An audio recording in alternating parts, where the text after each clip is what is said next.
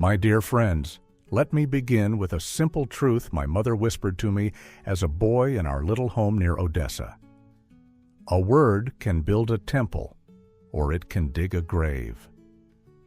I was Mendel back then, the youngest of 5, raised in a family where the Torah was our map and the Shabbat table our compass.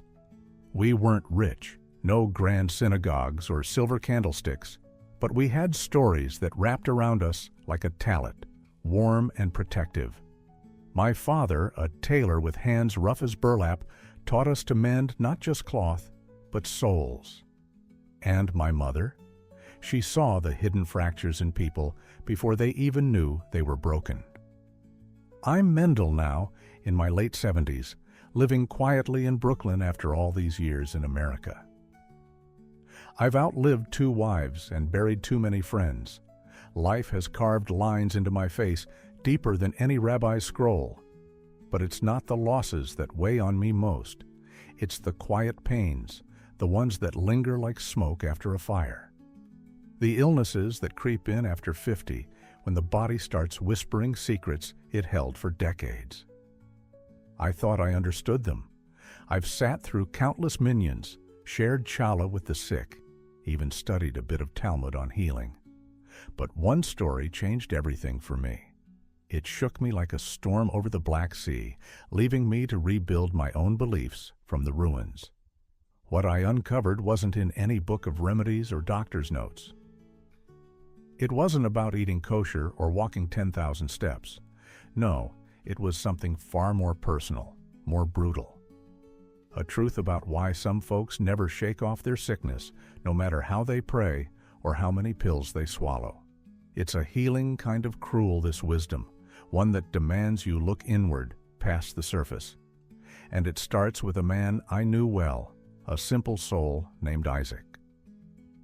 Isaac was the kind of neighbor everyone envied.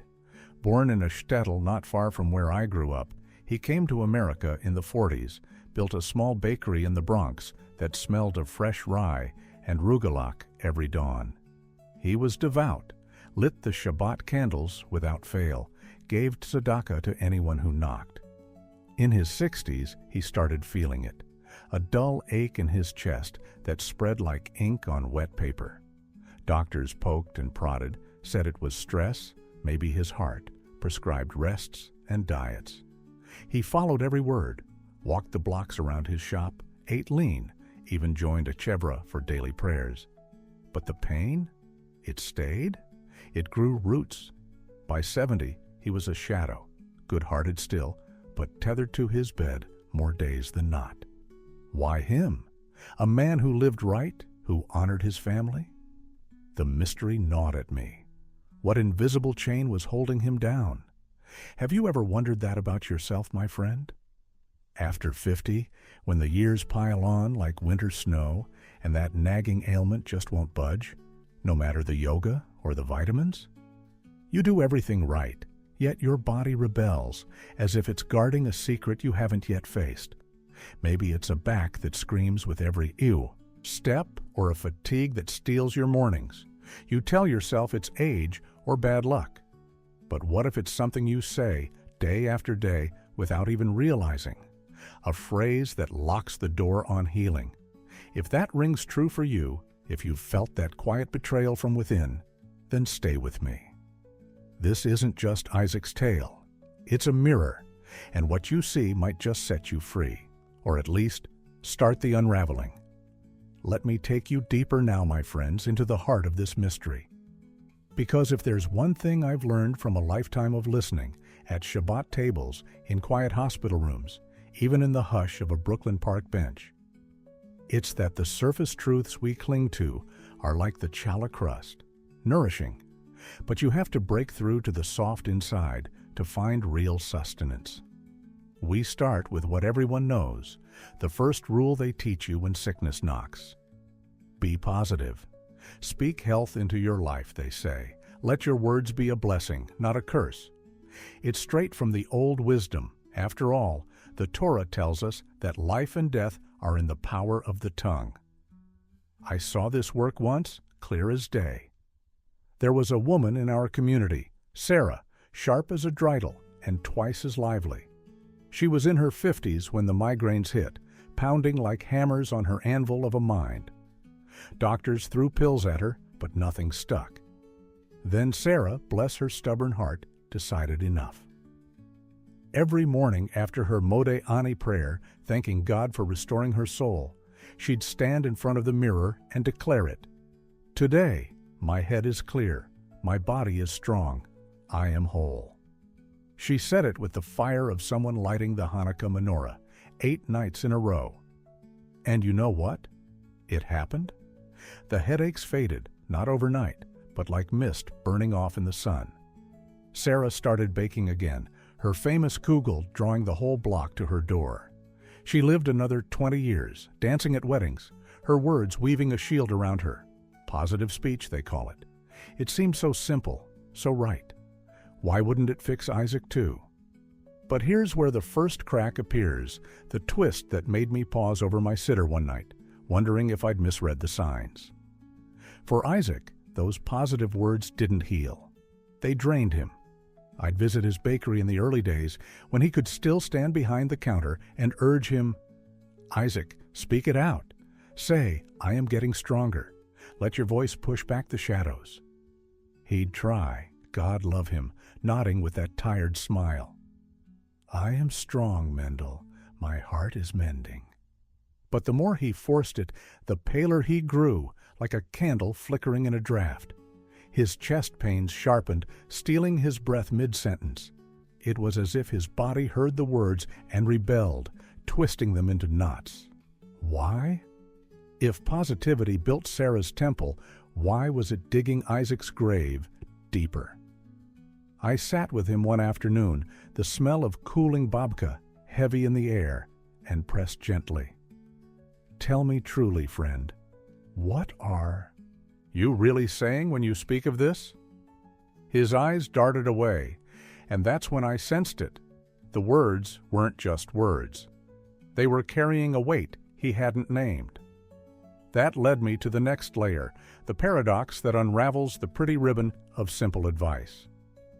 Maybe it's not about forcing positivity at all.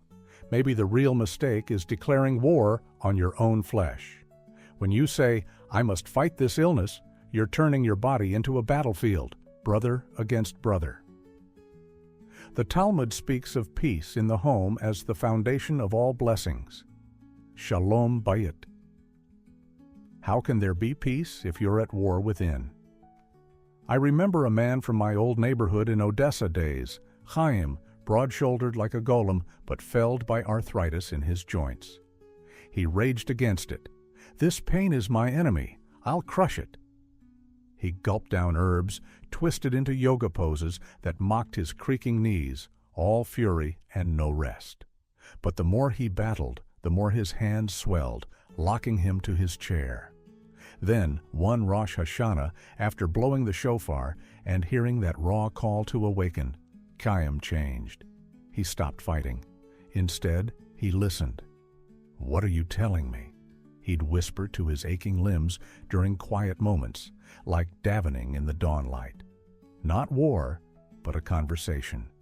Slowly, the swelling eased, not gone, but manageable. He walked again, short strolls to the market, carrying his pain like an old friend rather than a foe. Listening brought him peace, where battling brought only scars. So perhaps for Isaac, the key wasn't shouting affirmations into the void. It was something quieter, more hidden. And yet, even as I pieced that together, another unease stirred in me, like a stone in my shoe during Yom Kippur services. I started paying closer attention to how Isaac spoke of his condition, not just what he said, but the ownership in his voice. He didn't describe it from afar, like a passing cloud. No, it was intimate, possessive. My chest hurts again, he'd sigh, rubbing the spot as if claiming territory. This is my curse, Mendel, my suffering that won't let go. My pain, my burden. The words weren't neutral. They were branding irons, marking the illness as part of him, woven into his very being. In our tradition, we say a person's name is their essence. Adam from Adama, the earth. But what if the names we give our afflictions bind them to us tighter than any rope? Isaac wasn't saying, "I have pain." He was saying, "I am the pain." And in that claiming, he was feeding it, giving it a home in his soul. It chilled me, that realization, because it hinted at why the positivity failed. You can't heal what you've made your identity. This brought me to a deeper truth still, one that peels back the skin to the motives beneath. Sometimes an illness isn't a thief breaking in. It's a guardian at the gate, shielding you from a greater fear. The body knows, even when the mind denies. Think of it like the afikomen at Passover, hidden away, not to torment, but to draw the children close, to teach a lesson in seeking. I knew a woman once, Rachel, in her late 40s, when a wave of fatigue crashed over her. She couldn't rise before noon, her eyes heavy as lead. Doctors called it chronic exhaustion, prescribed sleep studies and tonics. But Rachel? She dragged herself to work, a seamstress in a garment factory, hating every needle prick.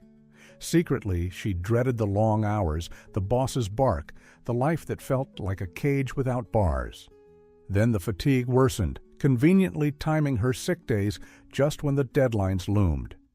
It kept her home, safe from the grind she loathed but wouldn't admit. Only when she faced it, quitting that job, starting a small tailoring business from her kitchen, did the fog lift. Her energy returned, not through medicine, but through release. The illness had been her shield, protecting the dream she buried under duty. Painful? Yes, but necessary, like the bitter herbs at Cedar, to taste the slavery before freedom. That shield idea haunted me as I thought of Isaac. What was his pain guarding? I dug gently over tea one evening, the steam rising like incense in his dim apartment. "Isaac," I said, "this ache, it's been with you 10 years now. What did it save you from back when it first took root?" He stared into his cup, silent as the stones in the western wall. Then, haltingly, the story spilled out, a flood after drought. Years before the pains began, in the heat of building his bakery, Isaac had faced a choice. His brother David, always the dreamer, wanted to partner up, share the ovens, the risks. But Isaac, fearing they'd both sink, made a quiet deal behind David's back, sold the partnership stake to a lender without a word. It wasn't malice, just survival instinct in a harsh world. David found out, lost everything, his savings, his trust, and spiraled into despair. He never spoke to Isaac again. Less than a year later, Isaac's chest tightened for the first time, a vice that never fully loosened. Coincidence? Or a silent atonement, his body paying the debt his words never could? That revelation hit me like a slap from the sea wind. Isaac's illness wasn't random. It was his unspoken vow of suffering, a way to carry David's ruin without ever saying the apology that might shatter him further. Let me draw you further into this, my friends, because now we're descending into the hidden chambers, where the light of simple truths flickers and the real laws of the soul emerge. Like the eternal flame in the synagogue, steady but revealing shadows you never knew were there. I've spent nights pondering this after the evening prayers, the Aleinu echoing in my mind, reminding us that all life is connected, body and spirit intertwined, like the threads in a tallit. What I found about Isaac and sickness in general after those fateful 50s isn't a quick fix. It's a mirror held to the darkest corners, showing how we become our own jailers. The first hidden law I uncovered is this: the body often turns into a prison for a guilty soul. It's not that words cause the illness. No, that's too crude, like saying rain causes the flood. The words are the bars we forge ourselves, sentence by sentence, locking in the punishment we believe we deserve. The sickness becomes the cell, holding us until we grant ourselves parole. Think of it as the Kapparat ritual before Yom Kippur, where we swing the chicken and transfer our sins, but what if we never let go? I saw this play out with a woman named Leah, quiet as a prayer shawl folded away. She was in her early 60s, living in a modest apartment off Flatbush Avenue when a crippling back pain bent her double. It started after her husband's sudden death, heart attack, gone in the night. Leah had kept a secret for years. In their youth, struggling immigrants from Poland, she'd hidden money meant for the family business, fearing he'd gamble it away. He never knew, but the guilt gnawed at her like termites in wood.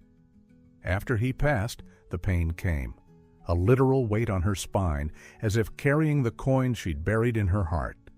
Doctors scanned and prescribed braces, therapy, even surgery. Nothing touched it. She whispered to me one afternoon over bitter tea, "Mendel, it's like my body won't straighten until I do." We talked long, unraveling the thread, until she wrote a letter to his memory, confessing on paper what she couldn't at his grave. She burned it under the stars, like a personal Havdalah, separating sin from sanctity. Within weeks, the pain eased, not vanished, but bearable, allowing her to stand tall at her grandchildren's bar mitzvahs. Her back had been the burden she imposed, a physical echo of the emotional load. Guilt, unspoken, builds walls stronger than any fortress in Jerusalem.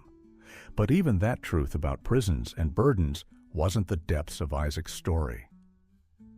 I leaned closer to him during our visits, the air thick with the scent of his wife's chicken soup simmering nearby, and probed with the gentleness of a Rebbe guiding a lost lamb. "Isaac, this pain, it's held you for so long. What guilt does it guard?" He resisted at first, eyes on the floor like during Kol Nidre. Then, one rainy Shabbat afternoon, as thunder rolled like the shofar blast, he broke. It turned out, after betraying David with that business deal, Isaac hadn't just walked away. No, he'd carried the wound deeper. Every week, without fail, he'd slip away to the cemetery in Queens, where David was buried, not out of brotherly love, as his family believed, but from a desperate animal hunger for forgiveness that would never come. David's stone was plain, etched with a simple Hebrew verse, "A man of peace." Isaac would stand there, rain or shine, murmuring apologies to the wind, touching the earth as if it could absolve him. His wife thought he was visiting old friends. The kids assumed it was piety. But it was torment, a weekly pilgrimage to his own gallows. And all the while, his chest tightened. Further, the pain sinking with those secret trips, like a heartbeat echoing unresolved sin. No one knew, not even me, until that confession. It was as if his body was enforcing the vigil, making sure he paid in flesh what words couldn't mend. That discovery hit me like a stone from David's sling. Isaac wasn't just ill. He was imprisoned by a ritual of his own making, one that fed the sickness rather than starving it. This led me to the second hidden law, even more paradoxical, one that twists the knife of understanding. The greatest sin isn't the original mistake, betraying a brother, hiding a truth. It's the refusal to live the life you've been given afterward. Atonement is meant to restore, like Teshuvah turning the page on Yom Kippur, not to chain you eternally in sackcloth. By clinging to suffering, we don't just punish ourselves. We burden our loved ones, reject the gift of days, like turning away from manna in the desert. Isaac's self-flagellation seemed noble at first. Nobody wants to forget a wrong. But dig deeper, and it revealed a selfishness profound as the sea. By staying sick, he became the center of his family's world, their worry, his unwitting throne. His children postponed their dreams to care for him. His wife aged in the shadow of his bed. He was stealing their vitality to fuel his penance, all because letting go felt like erasing David entirely. The Torah teaches us to choose life, uvacharta b'chaim, not death in disguise. Isaac's illness had morphed from shield to throne, a way to avoid the scary freedom of forgiveness and moving on. And to illustrate this law in a way that still grips my heart like a vice, let me share a story from my own youth, one I rarely speak aloud, even in the close circle of a minion. Back in Odessa, before the ships carried us to America, there was a man named Aaron, strong as an ox, a blacksmith whose hammer rang through the streets like a call to prayer. In his 30s, a forge accident crushed his leg. He limped forever after, the bone knitting crooked. The community rallied, meals, visits, even a collection for a better crutch. But Aaron? He embraced the brokenness. "This is my mark," he'd say, tapping the scarred limb. "God's reminder of my carelessness." He refused the surgeries that might have straightened him, turned down work that didn't pity his plight. His wife bore the load, scrubbing floors while he spun tales of his tragedy at the market, drawing sympathy like moths to flame. It gave him purpose, that identity, the broken one, forever the victim. Easier than facing the emptiness of a life rebuilt from scratch, where he'd have to forge a new self without the crutch of pain. Years later, after he passed, his family confessed to me. The real tragedy wasn't the accident. It was how he chose to stay chained, dragging them into his self-made dungeon. Aaron's refusal to live fully wasn't atonement. It was a quiet theft, stealing joy from those who loved him most. Seeing that, in him, prepared me for Isaac. Both men, good at heart, but trapped by the sin of perpetual punishment, their bodies the willing accomplices. And now, my dear listeners, as the threads of this tale weave together, like the intricate knots in a fisherman's net from my Odessa days, pulling in truths from every direction, let me show you how it all aligns, how Isaac's mystery becomes a lantern for your own shadowed paths. We've walked through the surface rules, the power of positive words, the folly of inner wars, the way pain claims ownership, and how it shields deeper fears. We've descended to the hidden laws, the body as prison for unspoken guilt, the sin of refusing life's renewal. But none of it stands alone. They form a single, stark picture, one that explained why Isaac, that good man with the bakery heart, never truly healed. It wasn't the doctors failing him or fate's cruel hand. No, it was simpler and far more terrifying. Isaac had sentenced himself with the quiet verdict of his soul, and his body was the faithful executioner. Picture it with me. All those years, Isaac didn't just have an illness, he became it. The positivity he tried? It rang hollow because deep down he believed he deserved the pain, a perpetual echo of betraying David. "My chest," he'd say, not as a temporary guest, but as a lifelong tenant, paying rent in his every breath. That ownership fed the prison bars, turning his body into a cell where guilt could atone endlessly. And the shield? It protected him from the terror of true forgiveness, from facing a life without that weight, where he'd have to rebuild without the crutch of suffering. By clinging to it, he wasn't honoring his brother. He was honoring his shame, letting it steal not just his vitality, but his family's too. The chest pains weren't random. They were the rhythm of his unspoken vow. "I will pay forever." No wonder the words of healing bounced off like pebbles on stone. You can't release what you've chained to your identity. I sat with him after his confession, the room heavy as the air before a fast ends, and whispered, "Isaac, you've built this cage with your own hands. But the key? It's in forgiving the man who locked the door, you." His eyes welled, the first crack in the wall. Slowly, over months of quiet talks laced with psalms and shared matzah, he began to shift. He stopped claiming the pain as mine. Instead, he named it what it was: a visitor, overstayed, but not eternal. The tightness eased, not to nothing, but enough for him to walk to shul unaided, to laugh at his grandkids' jokes without wincing. Healing came not from fighting or forcing, but from dismantling the verdict. I am not my mistake. I am free to live. But understanding is one thing. Carrying this truth into your days is another, especially after 50, when the body's whispers grow louder than youth shouts.